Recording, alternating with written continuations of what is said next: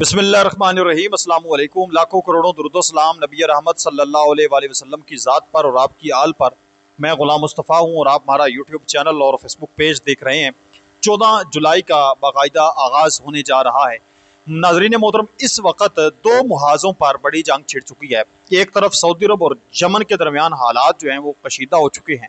इस पर भी मैंने बात करनी है और इसके साथ साथ हम बात करने जा रहे हैं कि जो आबनाए हुर्मुज़ है वो इस वक्त एक जंग का अखाड़ा जो है वो बनता हुआ नजर आ रहा है। वहां पर वो बारूद इस वक्त फट रहा है जो आप कह लें कि वहशतनाक मनाजर पेश कर रहा है। और वहां पर अमेरिका वो हथियार उसने यूज कर दिए हैं जो अब तक उसने इस्तेमाल नहीं किए। गुज़श्ता 5-6 महीने हो गए हैं जंग को, लेकिन अमेरिका ने वो हथियार इस्तेमाल नहीं किए। वो खतरनाक हथियार जो अब अमेरिका ने ईरान के खिलाफ आज इस्तेमाल किए हैं, इसकी तफसील भी आप लोगों के साथ शेयर करनी है। और इसके साथ साथ ईरान ने भी बड़ा ऐलान कर दिया है।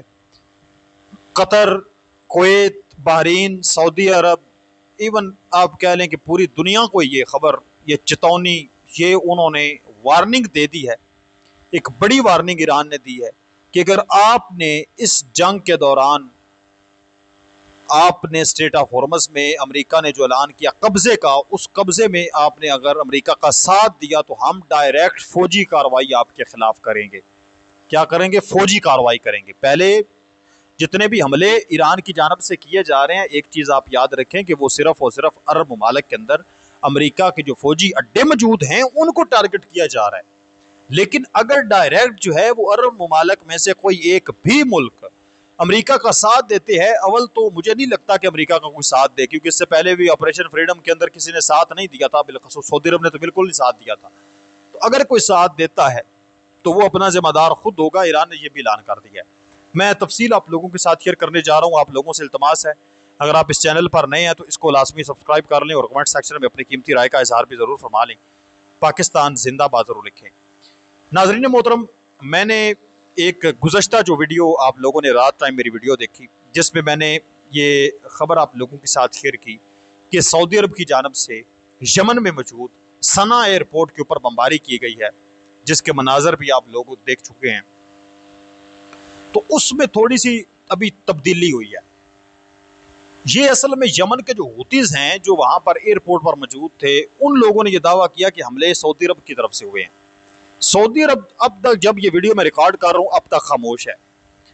जो यमन की ऑफिशियल गवर्नमेंट है उन्होंने इस चीज की को तस्लीम कर लिया है कि हमले हमने किए हैं।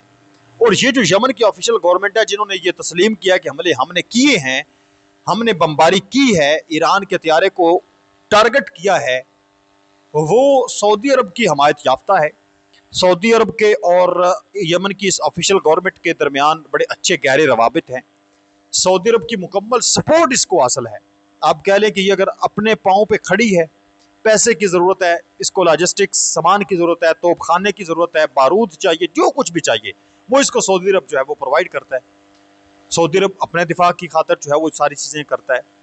तो इस वजह से मैंने कहा कि सऊदी अरब ने डायरेक्ट हमला किया, क्योंकि यमन के हूतीज़ ने मौक़िफ़ दिया था। सऊदी अरब अभी तक खामोश है, उसने नहीं कहा कि हमने हमला किया है। ये यमन की गवर्नमेंट ने कह दिया कि हमने हमला किया है। अलबत्ता जो यमन के हूतीज़ हैं उन्होंने ये ऐलान कर दिया है, बाकायदा ऑफिशियल उन्होंने ये ऐलान किया है, जो इतला सामने आ रही हैं कि हम जो है वो coming soon, the response is coming soon. हमारा जो रद्द-ए-अमल है वो बिल्कुल बहुत जल्द आएगा और हम हमला करेंगे सऊदी अरब के अंदर।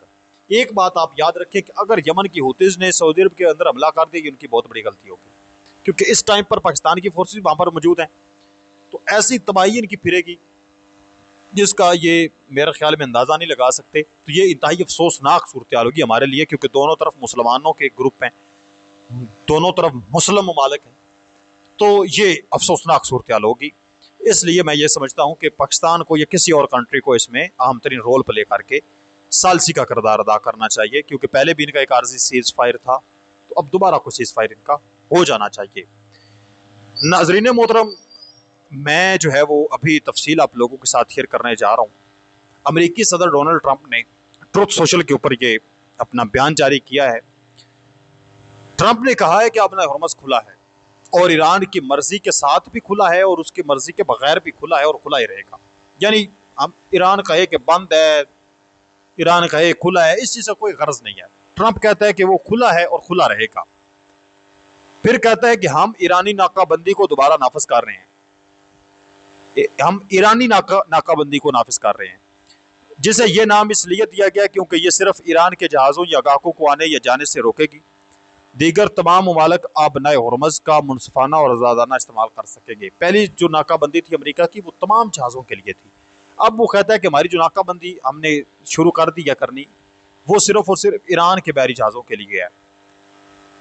फिर कहता है कि यूएसए को अब से आबनाए हुर्मुज़ का मुहाफिज के नाम से जाना जाएगा।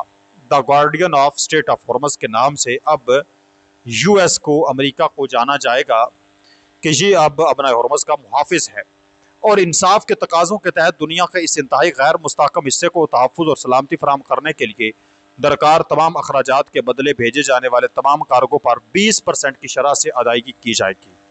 ये अमल और उसकी तश्कील फौरी तौर पर शुरू होगी। इस मामले पर आपकी तवज्जो का शुक्रिया।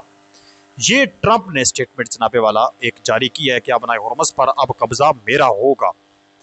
इसको मुस्तरद कर दिया गया ईरान की जानब से। जो पासदारान इनकलाब के जो फौजी तर्जमान हैं ईरान के खातमुल अंबिया हेडक्वार्टर के, उन्होंने कहा है कि जो तेहरान है वो अमेरिका को आबनाए हुर्मुज़ के इंतज़ाम में मुदाखलत की इजाज़त नहीं देगा।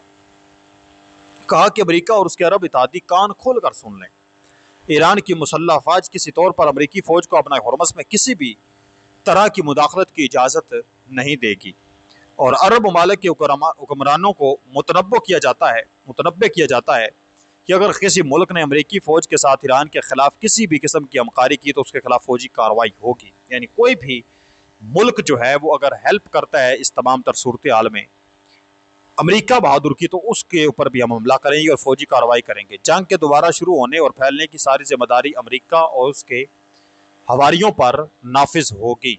ये जनाबे वाला बयान इन्होंने जारी किया है। इसके अलावा इस वक्त जो नए हमलों का सिलसिला है वो जारी सारी है अपना हुर्मुज़ के अंदर, और मैंने कहा कि ऐसी कश्तियों का इस्तेमाल किया जा रहा है जो इससे पहले नहीं किया गया। ये बुनियादी तौर पर विदाउट एनी पायलट, ये एक ड्रोन कश्तियाँ हैं। जिस तरह से एक ये जो ड्रोन जो है वो बड़ा बनाया जाता है,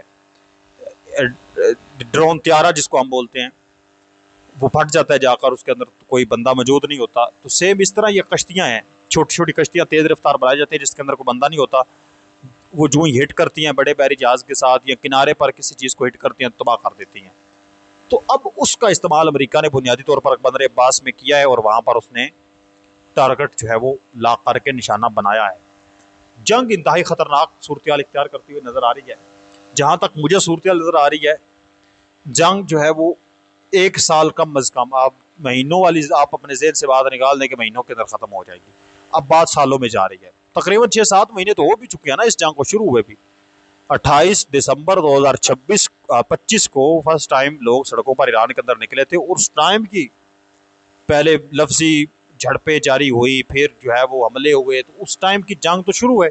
जनवरी, फरवरी, मार्च, अप्रैल, मई, जून, जुलाई, 6 और 7 महीने तकरीबन जो है वो होने वाले हैं। आज 7वें महीने की 14 जुलाई हो चुकी है, तो 1 साल तो इस जंग को होने वाला है।